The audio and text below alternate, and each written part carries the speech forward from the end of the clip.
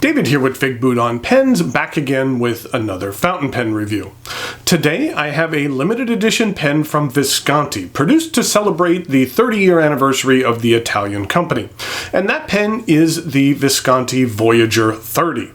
What I'm going to do today is go over the parts and features of the Visconti Voyager 30, talk about what I care for and what I don't care for. I'll show some measurements, size comparisons, and provide a writing sample. Thanks go out to Visconti and their US distributor Coles of London for providing this pen on loan for review.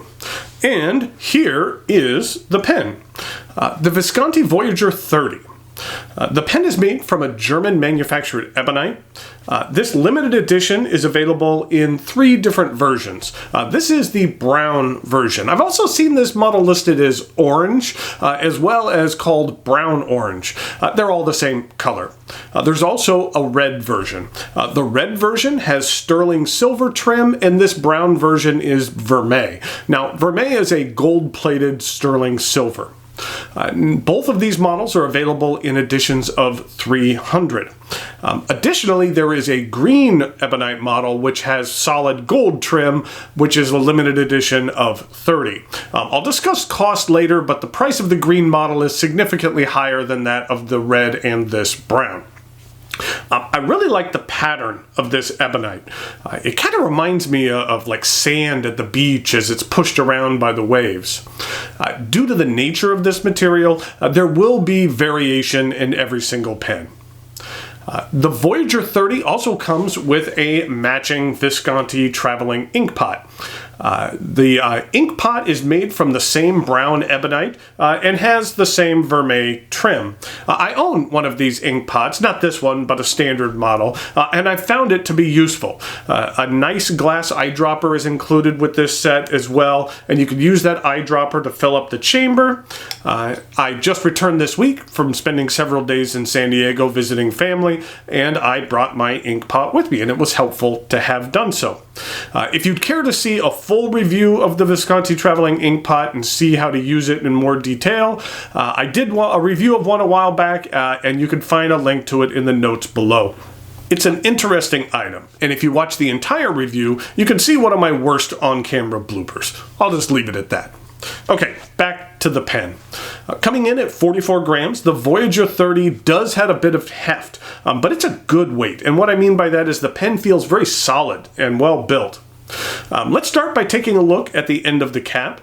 This pen utilizes Visconti's My Pen system. This insert here is held in by a strong magnet, and you can purchase a number of other inserts to place in here if you would like. The traditional arched Visconti clip right here on the cap is hinged. The raised letters are backed by a black lacquer. I've seen the quality of this lacquer job vary on previous Visconti pens. The quality on this model is very good, with the edges of the letters being very crisp, with very little bleed over. The best way to operate this clip is with a pinch. You just hold the clip here. You don't pull, rather you simply just pinch, and then the clip operates very smoothly. The cap angles up slightly, just about 2 millimeters from beginning to end, where we then have this cap band. On it, it is engraved with Voyager and an exponential 30. The rest of this band has alternating Visconti logos. There is a rounded step down to the barrel.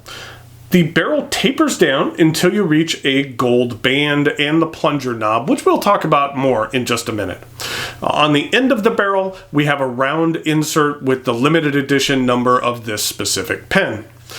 One thing I like about this specific pen is that the material matches up very well between the barrel and the plunger knob. I've seen some pens where the knob feels a little bit mismatched, but that's not the case with this pen. I feel that the pattern matches nicely and is complementary. The cap twists off, and underneath we have a nicely adorned 18 karat gold nib. This nib is available in extra fine, fine, medium, broad, and a 1.3 millimeter stub. Now, you might have heard, but Visconti is in the process of transitioning from their previous 23 karat palladium nibs to 18 karat gold.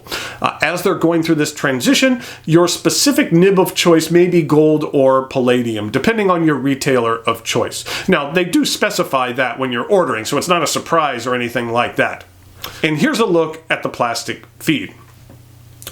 The section begins with a vermeil flare, and it angles up until you reach the cap threads, which I don't find to be sharp or uncomfortable, even if your grip happens to rest on them. Then we have a very nice ink window and a small angled step up to the remainder of the barrel. I mentioned the plunger knob earlier. The Voyager 30 utilizes Visconti's power filling system, which is their version of a vacuum filler. There are a couple of different varieties they utilize, but this model uses the double reservoir system. First of all, you pull the piston back, you insert it into the ink, and then you press it down, and then ink is sucked up into the two chambers. There is a forward chamber, and then there is a rear chamber separated, sealed off by the piston. Then once you fill this pen, the window will show you what you have in the forward chamber, and once your ink runs out, you just basically twist the knob to crack the seal between the two chambers, and ink will fill from the main in the back to the smaller forward chamber. It's a filling system which operates very well.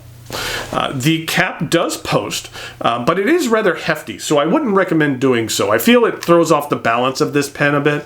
I find the pen to be very comfortable in the hand, though. I really like the weight.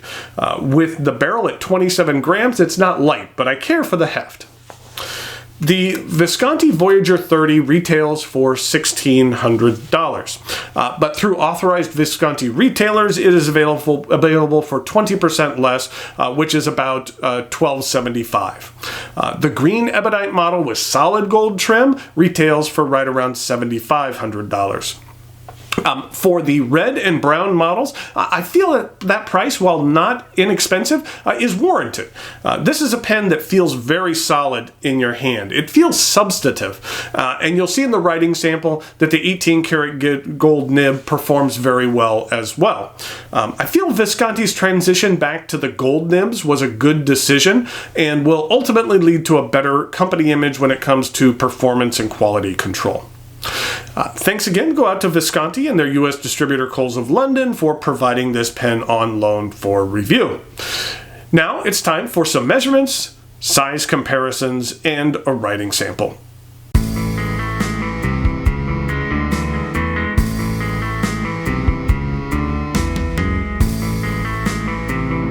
Here we go with some size comparisons for the Visconti Voyager 30. In regard to some other Viscontis, here it is with the Homo sapiens Magma, and here it is with a pen that I reviewed just a couple of weeks ago, which is the Watermark Rainbow.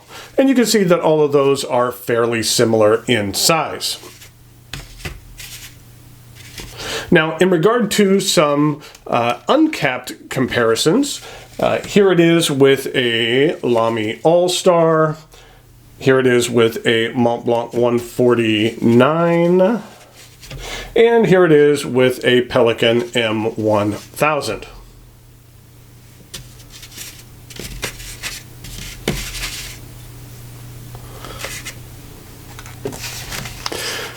In regard to the ink pot, I just thought I'd take a closer look here. It's very nice. I really like the pattern on this, and the gold vermeil looks really nice. It's engraved with Voyager 30, as well as a Visconti logo on the back. Yeah, this is just a helpful tool, and it's nice that they include that to make a nice set as well.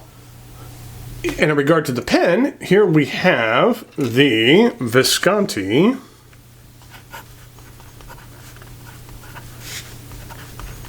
Voyager 30, and this is a medium gold nib, and the ink that I'm using today is Visconti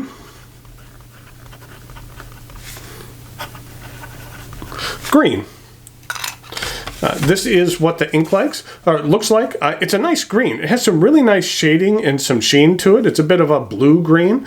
Here's what it looks like. It's very similar to the Three Oysters Aqua Green.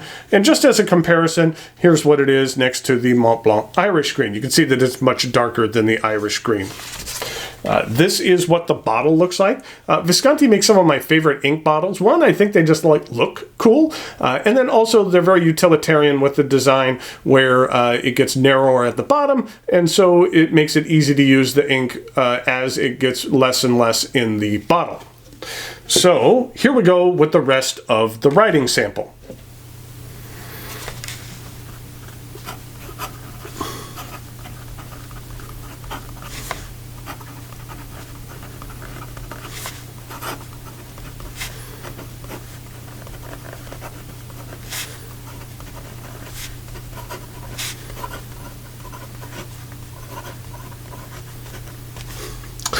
I mentioned it before, but I do like this 18 karat gold nib. I feel that I had good experiences with the palladium nibs, the 23 karat palladiums, but I feel that this is a good switch for Visconti, and that it writes very nicely. It's smooth, but yet has a decent amount of feedback to it. It's very generous in regard to reverse writing. That it's a little on the weak side as far as reverse writing goes, but it wasn't especially sharp. And then in regard to some fast writing,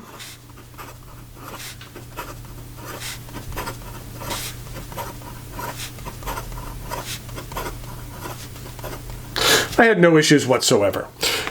And so there we have the Voyager 30, the Visconti Voyager 30. I think it's a worthwhile anniversary celebration for the company, and a pen that I enjoy very much.